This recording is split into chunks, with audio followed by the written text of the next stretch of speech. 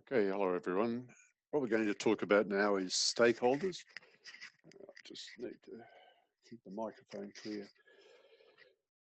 Stakeholders is a big part of any project or business. So you have to know and be very familiar with the term. It's used all the time in modern management theory. The reason is that although originally,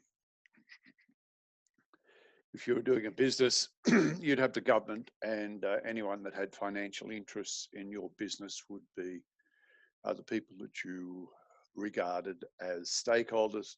Now it's much, much bigger than that, mainly because of risk management. So stakeholders is a term that encompasses a lot of things when it comes to events. And when you're doing this for an assignment, you'll have to create a stakeholder management table, and we'll go through that. So first, let's have a look at a few definitions here.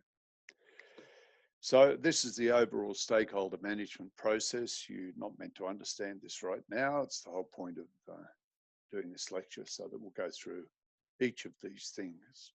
Okay, and you can always go back to it. So this is what stakeholder analysis is. Okay, a range of techniques to identify and understand the needs and expectation of major interests. Now, this is the important part. Inside and outside the event. So it's not just the people inside, but it's also obviously organizations that are outside the event that may have nothing to do with the event, for example. And I'll talk about that. Here is the major portion of the event risk. You can see it comes from a risk management point of view.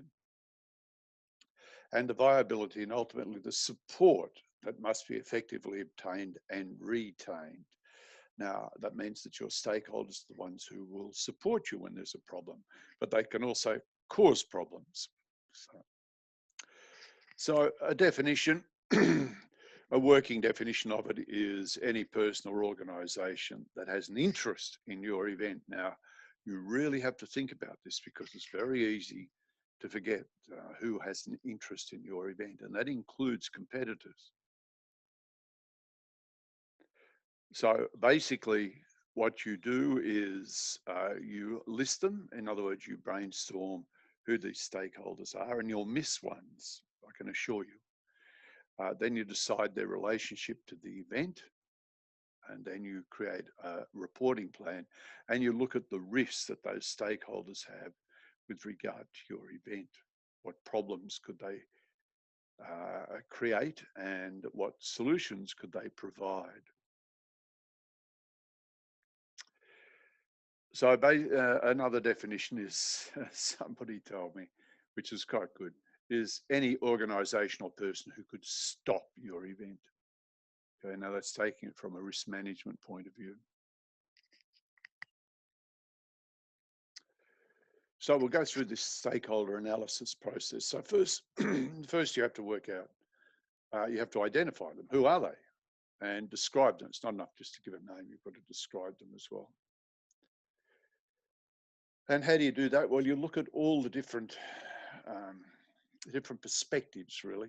So what you've got here is the PESTLE model, and that's just an acronym or initialization to help you remember that there are political stakeholders in your event, no matter how big or small. There's economics, there's social, there's technical, there's legal, and there's environmental interests in your event because it takes place in a place itself. So that's how you identify them. And I'll show you examples of this. Next thing, you have to classify and analyze interest, their interest in the event itself. So it's not enough just to describe them. I mean, why are they stakeholders? Why did you list them as stakeholders? And the tools that are used for this are looking for internal or external stakeholders. I'll explain that in a second. Looking at positive ones, ones that are going to help you, and negative ones, ones that want the event to stop. Looking at primary ones, ones that you will be interacting with all the time, and secondary ones, looking at covert, in other words, ones that you don't know about initially. And then there's obvious stakeholders. So we'll go through them. Primary stakeholders, I'll read this out. those who are very focused on success or otherwise at the event. Okay, and obviously those stakeholders would include the people who come to the event. So you're starting to get an idea of who stakeholders are. So it's the sponsors, the people who attend. Now, these stakeholders will require constant management. So a lot of your time will be taken up with the primary stakeholders. You'll have to report to them. You have to communicate with them. Now, secondary stakeholders are those who will be only interested in the event if it passes a threshold of importance. And the police are a good example. If you're doing an event, or the hospitals, or people, or even the local council may not be overly interested in your event, except if it causes trouble, a threshold of importance. Or, for example, if you get more people, it suddenly becomes of interest to the police, the council, emergency service, all kinds of people. And if you don't have these people in your list, you won't have contact numbers, you won't know how to relate to them, and you won't have them be able to consult with them. That's why it's so important, the stakeholder analysis. So primary and secondary. Then you have internal stakeholders. Now, these are the people on the committee or the people that you're working with. Now, obviously in a corporate event, corporate gig, or the internal stakeholders are just going to be the client. So it's the client and you, or the people who are working for you for the event. So they're the internal stakeholders. For a community festival, the internal stakeholders may indeed be the community, the local chamber of commerce, even the local council. They'll all be involved in the event in big ways. For let's say, a conference or an exhibition, internal stakeholders may be the association that's with the conference or exhibition. Okay, so they will help you organise the event, and you'll be reporting to them quite a lot. External stakeholders are those who are not directly part of the event, but still have a strong interest in it. And the example is the local residents, other banks. They're not going to be part of the organising committee, so they're looked on as external. Okay, so excuse me. Next thing is to assess the impact on the event. Now, they can have direct impact on the event. In other words, they can give money like the sponsors, or they can have indirect impact. They, like the local residents who could go to the council to complain. They could have, may not be worried about the event at all during the planning period, or even the implementation of the plan, but they will be worried during the event itself, or they may only be worried after the event. And then you've got to think of the stakeholders in relation to each other. Now, what does that mean? Well, sponsorship's a good example. The venue that you're at may be sponsored by Coca-Cola, and your event is sponsored by Pepsi. Good luck with that one. So you've got to have a look at how they relate to each other,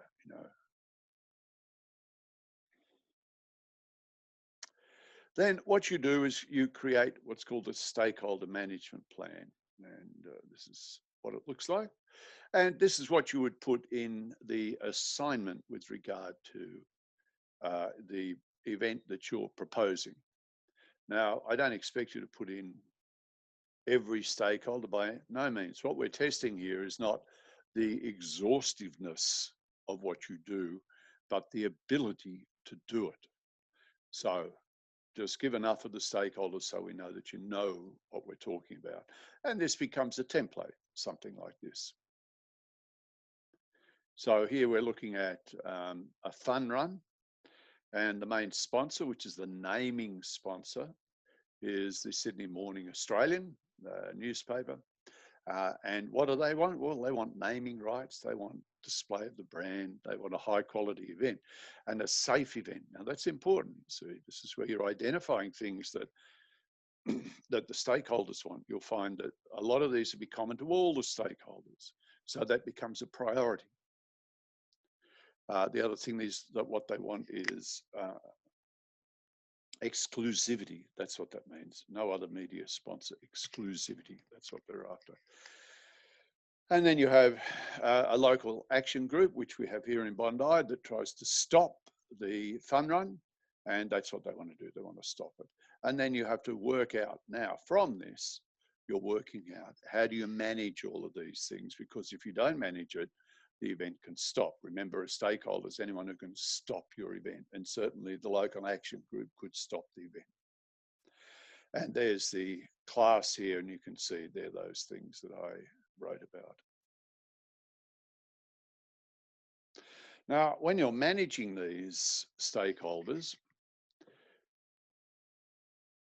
you may put them on. Now, these matrices, you'll find them all the time, these sort of tables in event management, in modern event management, because they're required by councils and standards and governments and venues, and they require these sort of matrices, if you like, or tables. Now, in this case,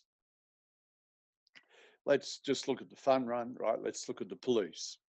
Now, when do the police want to, how are we going to relate to the police in this? Well, in the initiation phase, we're going to actually consult with them. Okay, find out what they will need. Okay, we're thinking of putting in a fun run through a suburbs. We will ask the local police what we need and what they need. And in fact, through most of this, we'll be consulting, but they're busy people. They don't want you to bother them. So often you'll be just informing. And obviously, except if it goes over a threshold of importance, you'll just be informing them as you go through. Maybe at the end of it, during the shutdown period, you may be consulting with them. Okay. So that's a good example of the police. Now let's have a look at the local action group. Now, the local action group who wants to stop the event, you will try, obviously, to control. And this will certainly have happen all the way through, because I don't think there's any point during the event, but particularly during the implementation and during the event. These are the two areas where you've really got to control the local action group. And there's ways to do that. In fact, what they did one year here was they gave them all a holiday while the fun run was on.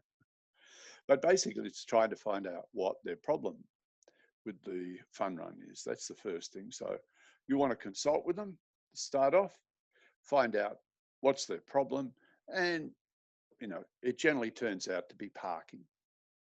That people can't get their car into their garage, or they can't park while there's a run happening on the road. Parking is a big thing in Australia, and it's a huge issue everywhere, even though there's plenty of room to park. Nobody likes to walk. So that's often the thing. So there's ways to getting around that, and that's how you manage it. And then what you would produce then, which you don't need to do for the assignment, but you'd produce a stakeholder reporting plan. Now, the assignment is a good example of exactly what you would do when you're proposing an event. So I don't think this is some sort of academic exercise. It is not by any means. This is exactly the first part of actually proposing an event to a council or to a government or to a region. Okay, so that is stakeholder management. We'll just go back to that flow chart. Where are we? Here it is. And you can see that's what I went through. Okay, identify them, analyze, and that's how you analyze them here. And what you would look at too is what trends there are, because your event may be on in a year's time. So you might have to look at what external trends there are that might affect those stakeholders. A good example would be sponsors. You'd obviously look at what trends affect a sponsor. If a sponsor, let's say it's a telecommunication company and it wants to get into a region, meaning a mobile phone supplier or someone like that, then you'd have a look at what trends, what business trends there were, and how your event helped them with getting into that area. I introduced a term here called the event project life cycle. That means from the planning to the shutdown of the event. It's called project life cycle in project management, by the way. And you would put out a stakeholder management plan, which we don't need for this assignment. I think those matrices would be good enough. All right, and that would relate to the risk management plan. And you'd put together a reporting schedule, and that would relate to time. Now, what I've put here, this is sort of meaning that there'll always be a change. You know, stakeholders come and go. Nothing stays the same because all our stuff is done over a period of time, and things develop, things change dramatically. A very important point, by the way. Never forget that. So when there is a change, you've got to say, well, does it affect our deadline? That's what I call the deadline algorithm. And if it does, you may have to go back to square one and start again. So if there's a major change in your event, for example, let's say that the fun run was no longer allowed at Bondi, and that's quite possible. You know, the local people could stop it. Then the change means that we're going to see if we can put it on somewhere else. Okay.